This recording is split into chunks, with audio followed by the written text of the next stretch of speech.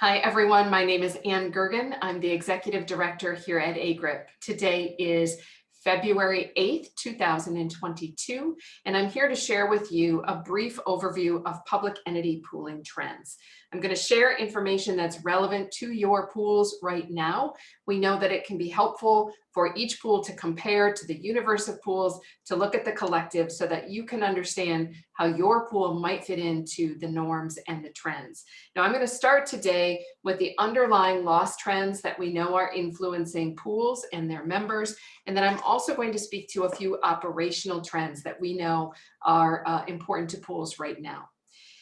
Before I do that, though, let me share with you just some brief perspective about how we identify and source the trends that I'm about to share with you today.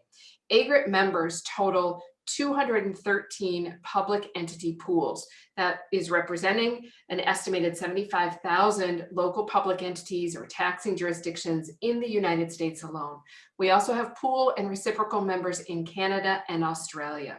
So all included, all together, we estimate that AGRiP member pools provide coverage to about 80% of the entire universe of cities, schools, counties, townships, special districts in the United States and in Canada, as well as that area of Australia that our members are in. Our only focus at AGRiP are those public entity pools, and we stay in really close communication with our members throughout the United States, Canada, and Australia. So at left here is our tracking of what we consider to be meaningful contents each month. Now, to be a meaningful conversation, to be a meaningful conversation in our world, that means that we're engaged in a discussion that's more than just transactional. We're hearing from a member pool about the issues that they are facing right now.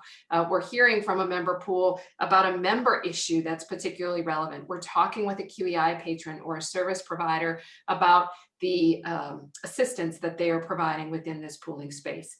On average, we talk to 300 pooling people every single month. So our contacts come from those variety of pools and reciprocals. They offer all major lines of coverage, which means that the information that we cultivate and are sharing with you today is very, very credible in terms of pooling trends. The first segment that we're going to talk about today are property trends. And really what we're talking about in property losses is this new normal of losses. We're talking wildfires, we're talking hurricanes, we're talking convective storm. And the new normal is a new normal of both frequency and severity of losses for pools. Sometimes I like to say this as every event is local and no event is local. And what I mean by that is from a property perspective, pools are, of course, geographically constrained, which means that every event is local. If you face a particular property risk in your state or province, you have a concentration of that risk just by nature of your membership. But it is also true that no event in today's environment is local. And that's because we know that the wildfires, whether they're in Colorado or California, the hurricanes in Texas or in Florida, these events are going to affect our entire industry. Now, those losses have both frequency and severity. Those losses have a big impact on the reinsurance market, which is in turn driving further changes within pool property coverage. In the reinsurance market, we certainly see fewer options. We have pool members who are facing limited quotes for property reinsurance. We have increased reinsurance costs, and here I'm talking about both premium costs and also retention. So we're hearing that 15 to 25% for those January renewals, July renewals upcoming are not uncommon. We also know that we have decreased reinsurance limits, and here we're talking about specific limits, we're talking about aggregate limits, we're talking about sublimits on certain coverage. And we know that for the first time in many, many years, some pools are facing underwriting restrictions in property reinsurance relationships, which means that the pool may be limited about what business they can or cannot add to their membership. Because of these reinsurance changes, as a result of those underlying loss trends, we're starting to see pools implement some coverage changes as well for their member entities. So maybe they are passing along those new reduced limits. Maybe they are being impacted and changing the new members or the new risks and exposures that they will underwrite. In some cases, pools might be exploring some coverage changes, and we know that pools, as a result of all of these changes and as a result of their member needs, are making new investments in property risk management. Maybe that's the example of a building sensor. Maybe it is helping members harden their properties and their facilities. Next, I want to talk about liability coverage and the liability loss trends that we're seeing in our member pools. But I want to pause for a minute first just to talk about the liability landscape before those losses, because on a broad basis, this landscape is perhaps as meaningful, I won't say more meaningful, but as meaningful as those underlying loss trends. The first thing we know within the liability landscape is that we have attorneys who are specializing in bringing certain kinds of claims against public entities. So the primary examples here are sexual abuse and molestation claims and social justice claims. Now, we recognize that awareness in these issue areas is very important, but we also know that that policy mindset also brings forward the number of claims that public entities may face. At the same time, we are seeing social inflation, increasing costs, not to just defend claims, but also to settle claims and also in jury verdicts. Sometimes this gets expressed as nuclear verdicts or nuclear settlements. And we know that there have been some examples of those within our public entity pooling space. The other landscape issue that we face are legislative changes. So here we're talking about things like extended statute of limitations for some kinds of claims, erosions of tort caps, erosions of other protections that public entities have historically had. Now, we talked in the property segment about the availability of reinsurance and reinsurance pricing. That's an issue within this liability landscape as well. We know that pools are seeing price increases for liability coverage in the range of 5 to 10%, depending on the layer of coverage that's being purchased. Some are seeing overall increases more in the range of 25 to 30%. And even in some very specific areas of coverage, increases that are in excess of that. And it really depends on the pool, depends on the membership, the type of claims, and the specific coverage that we're talking about. These higher percentage increases are most common in 3 particular coverage areas that are particularly notable now when we start to talk about those loss trends. We have 3 primary areas that we are focused on right now. The first, by and large, is cyber. And here what we're talking about is cyber, a claim for ransom or fraudulent instruction. So maybe that's coming in through email or through some other cyber means. The thing about these cyber claims is this: when we talk to pools, what we hear them say is, we didn't see a lot of claims until we saw a lot. We have experienced exponential growth in these claims. So the most frequent story is a pool that has maybe had 2 or 3 cyber claims, 3 years ago, let's say in 2019. Then in 2020, that number went up from 2 or 3 to 6. And then in 2021, those 6 claims became 15 claims. And so the question is, when we continue to see this exponential growth, what does that look like for the current year and moving forward? The other thing is that we know that some of those ransom claim demands in particular have gone up in value. So instead of a ransom demand of $5,000, maybe now it's a ransom demand of $15,000. And we know that there's a question there of whether public entities even want to be paying ransom. So there's an underlying issue there. And then within the cyber issue, it's impossible to talk about cyber without just talking about the magnitude of issues that face public entities in general and the consideration of public entities' ability, meaning do they have the time and can they really prioritize? Do they have the necessary staff and skill sets and funding, frankly, available to be able to protect themselves against these cyber risks? A secondary issue in cyber risk is, again, reinsurance appetite to help with these risks. We've seen in the market almost a complete retraction.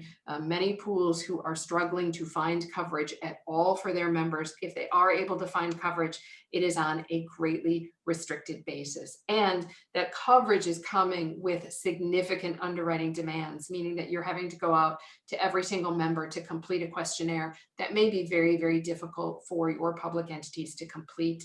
And overall, what we're seeing is really a significant reduction in the limits that are available for cyber coverage. The second liability loss trend area is law enforcement. Now, we know that there are many, many emerging local considerations, local conversations and questions being asked around law enforcement today. That is a great conversation to be having. It's happening at the ground level. It's also happening at a larger level. So we're seeing state and federal legislation around policing mandates, mandated policies, around this idea of police reform, and that takes many different forms and formats throughout the United States. And then also legislative conversations, state and federal, about immunity protections, qualified immunity in particular. Again, we know that in some cases, those local decisions, local reform is happening.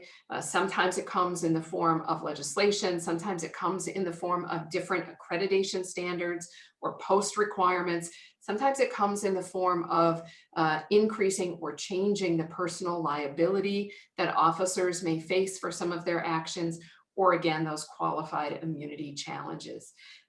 When we talk to our pools about the law enforcement liability loss trend, all of these factors are coming into play. But frankly, there's this sense that maybe there's a bigger issue looming, especially from a risk management perspective and what it means for the future of losses. And that bigger issue is our ability to retain quality officers, correctional officers, law enforcement officers, and our ability to recruit and train new people into this profession. So at the same time that we're dealing with today's loss trends, we're eyes forward, thinking about what the future might hold. And then the final liability loss area to talk about today is sexual abuse and molestation, or SAM claims. These have been quieter in the last couple of years, but that's primarily probably because students have been distance learning and learning from home and shifting their environments. So we're still mindful of this issue, of course. We're monitoring it on a go-forward basis for those pools that have been impacted by SAM claims. They continue to really monitor them and also manage for them in a variety of ways. The primary issue when it comes to those SAM claims, number one, older claims. So we're still looking at those older claims that are just now coming to light or are increasing in valuation. And also student-to-student contact. So not teacher to student necessarily, but student-to-student issues that give rise to these claims.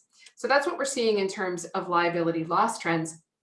It's interesting that in some cases, the responses from pools actually mirror some of those trends. So I talked about increasing specialization in terms of attorneys who are bringing certain cases against public entities.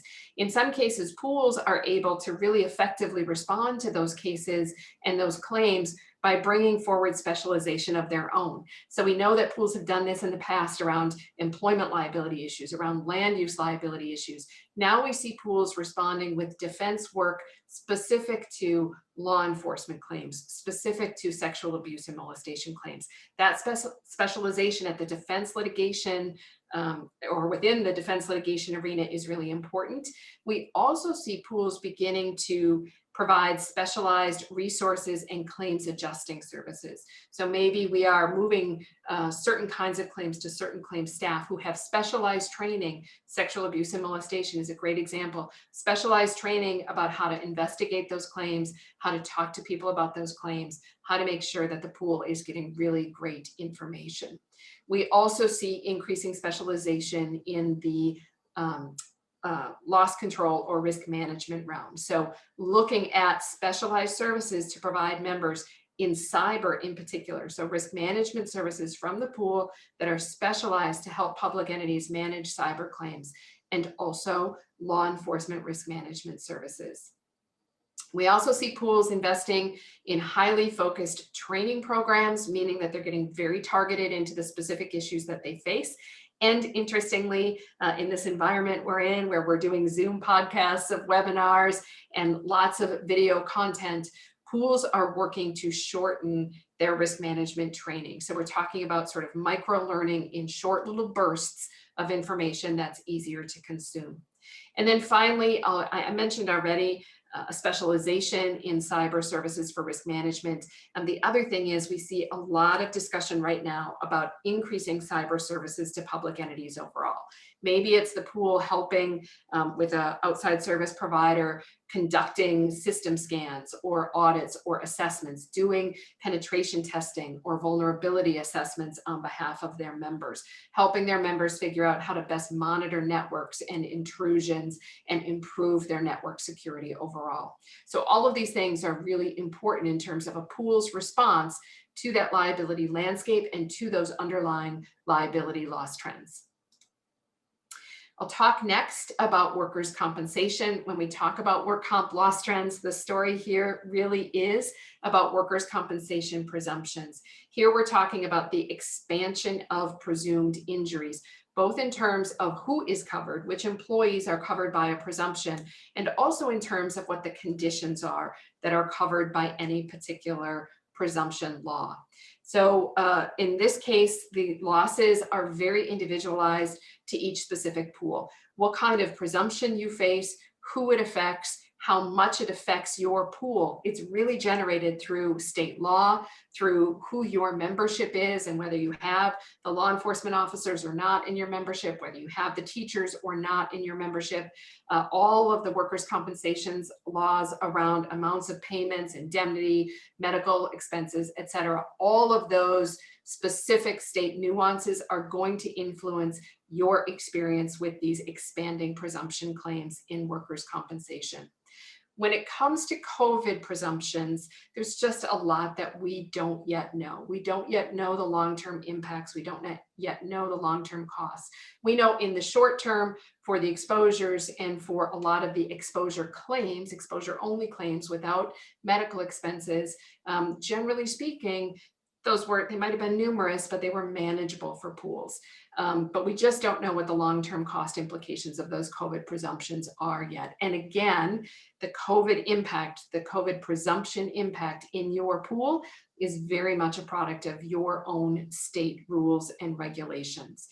We do have a sense generally, and pools are certainly aware and conversational about the fact that work comp is probably not the best home for these claims long-term, and that might go not just for COVID presumption, but for some of the other presumption claims as well. But at least for now, it's a matter of just understanding the expansion and of managing through the particular situation that you face in your own state with your own presumption legislation.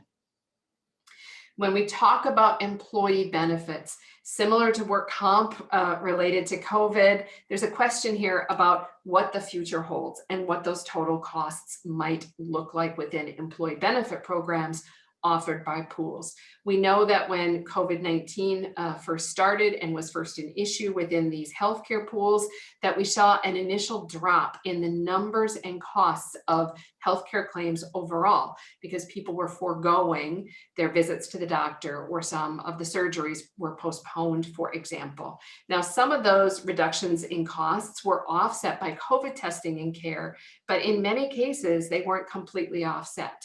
So we actually saw a little sort of positive development in terms of claim costs in the early days of COVID. But of course we knew, and of course it has been our experience in these employee benefit pools, that now there is a rebound in cost of claims, a rebound in number of claims. And depending on your pool, you have either seen a return to normal, so to speak, or maybe you have seen a return to something slightly above normal because your subscribers are playing catch up in terms of some of their health care. As it has been for many years, the impact of pharmaceutical costs on employee benefit losses is a very big deal, in particular here we focus on the use of specialty drugs. So these are drugs for a specific class of disease or of illness or injury. They're usually used for a very narrow scope and a very narrow number of subscribers. But of course, they are very expensive. And in some cases, not just the drug itself is expensive, but also the administration of the drug can increase costs. When it comes to those specialty drugs, two underlying trends that are influencing the impact of their costs. One is that the formularies have been expanding. So we've been adding new specialty drugs into the formularies. And two, in some cases, the use of those specialty drugs are expanding. So I said they're usually for a specific disease or illness or condition. That's true. But in some cases, there are secondary uses for those specialty drugs. And of course, as we begin to expand the utilization of them for other conditions or illnesses or diseases, the cost of using those drugs, the total cost of those drugs also go up. Another influence in employee benefits, also an influence, frankly, in workers' compensation, mental health.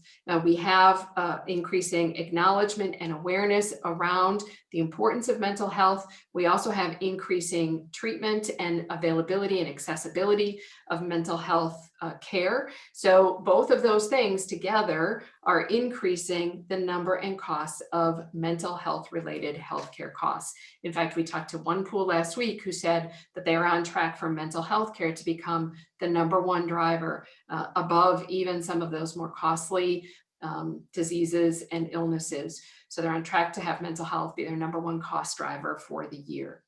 In a mental health realm, you've got both the direct costs, but you've also got indirect or secondary costs. So when you've got some other disease or illness, mental health is a secondary condition, but absolutely has an influence on the primary condition or illness being treated. And of course, one important consideration here is that when you think mental health, you can't confine it to just this time of COVID and all of the influence of COVID. I think that's one of the lessons that employee benefit pools are learning, is just the magnitude of mental health need overall. Maybe it was a little bit unveiled because of COVID, but I wouldn't say that it is new because of COVID.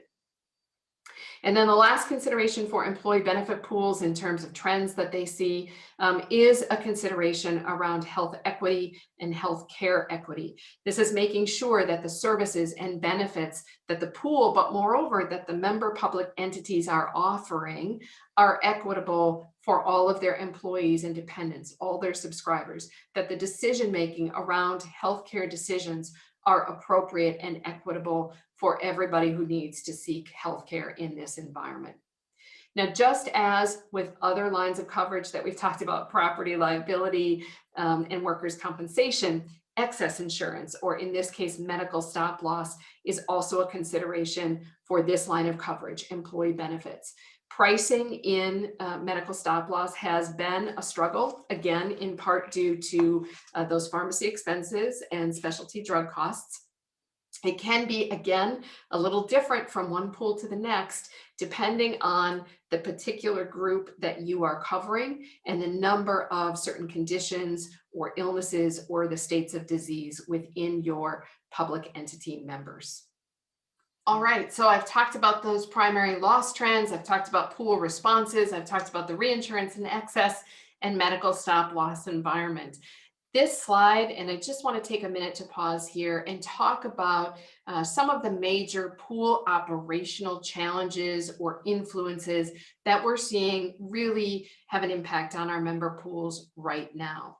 The first, absolutely #1 on this list, recruitment and retention of pool staff. We have more job openings within pooling than we historically have, probably since the inception of pools, when pools were growing and sort of adding staff at that time. Right now, we have an incredible number of job openings, and pools in every state at every level are reporting that it is becoming difficult, or it is difficult, to recruit new staff in every kind of role. Claims and underwriting sort of hit first. We know IT has been difficult, even at the executive level. We have 75%, I think over 75% of our top pool executives who will be retiring within the next 10 years. And so we know that there is this huge transition of pool staff and institutional knowledge, but also, frankly, just a struggle to get people in the door, which can be incredibly challenging because you're really going to burden your existing staff and staffing resources while you're trying to staff up to the right level. It is not just pool staff who are transitioning. We know also that our governing bodies of our member pools are turning over at a high rate. In some cases, we have pool governing body members who aren't seeking re-election either to the pool board or in their underlying elected roles. We have a lot of retirements going on within the public sector. We have, like any other industry, pandemic-related decisions that have influenced our member public entity staff and boards of directors or trustees. So for many pools, they are facing the largest turnover in their governing bodies since inception. Every single week, we're talking to a pool director who says, I have 5 new governing body members. I have 7 new governing body members. I've never had that many new people all at once in the last 20 years that I've been here.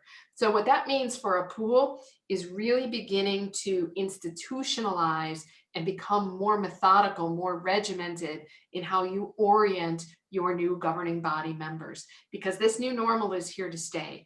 We probably can't count on the 20-year governing body members anymore. We have to be ready to transition those governing body members much more frequently and put some more regimen behind how we orient them and introduce them to these important pooling concepts.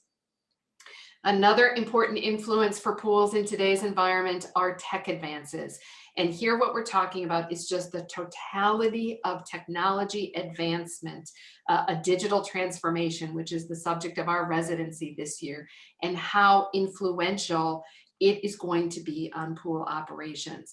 Not only is there a magnitude of change, right? Maybe you're implementing claim systems, underwriting systems, member portals, you're investing in new data analytics. You have all sorts of tech projects going. Not only has the number of those projects increased, but the frequency of advancement, the pace of advancement is also speeding up. So you're not going to be replacing a claim system every 15 years. You're going to be doing an upgrade or a replacement every 3 to 5 years. So what does that digital transformation, that need to really embed technology in everything we do, look like for your pool? We have those residency resources available to you this year. This is our main talking topic throughout the year. So make sure that you engage in those resources as we go.